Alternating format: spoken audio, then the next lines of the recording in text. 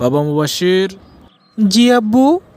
নামাজের সময় হয়ে গেছে বাবা, মসজিদে যাও।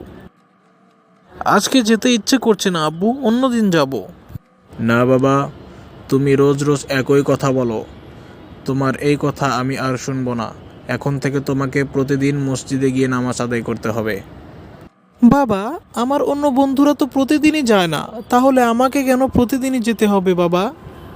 দেখো মুবাশির, বাবা আমি তোমাকে একটা কথা বলি, কেউ যদি নামাজ না পড়ে তাহলে সেটার হিসাব তাকেই দিতে হবে। তোমার বন্ধুরা যদি না পড়ে তাদেরকে হিসাব দিতে হবে, তুমি যদি না পড়ো তোমাকেও হিসাব দিতে হবে। সুতরাং তুমিও মসজিদে গিয়ে নামাজ পড়বে এবং তোমার বন্ধুদেরকেও মসজিদে নিয়ে গিয়ে নামাজ পড়াবে, ঠিক আছে? ঠিক আছে আব্বু, আমি এখন থেকে প্রতিদিনই মসজিদে গিয়ে নামাজ পড়ব।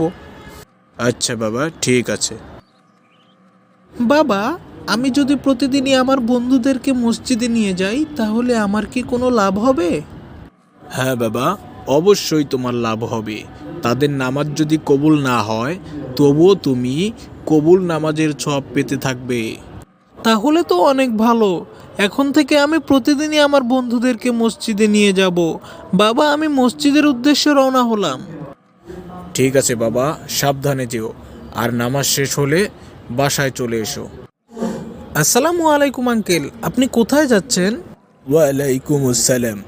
বাবা আমি মসজিদের দিকে যাচ্ছিলাম। তা তুমি এ সময় কোথায় যাচ্ছ?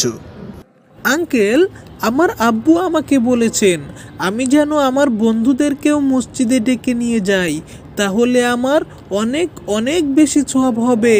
তাই আমি আমার বন্ধুদেরকে মসজিদে ডেকে আনার জন্য যাচ্ছিলাম। ও আচ্ছা আচ্ছা, তাহলে তো সেটা অনেক ভালো কাজ হবে। আচ্ছা বাবা, তাহলে তুমি তাই যাও, আর তোমার বাবাকে আমার সালাম দিও। ঠিক আছে আঙ্কেল, আপনিও আমার জন্য অনেক বেশি দোয়া করবেন। এরকম নিত্য নতুন ইসলামিক কার্টুন ভিডিও পেতে লাইক, কমেন্ট, শেয়ার এবং ফলো দিয়ে রাখুন, যাতে করে আপনার আমার বাচ্চারা কার্টুন দেখতে দেখতে ভালো কিছু শিখতে পারে। ধন্যবাদ।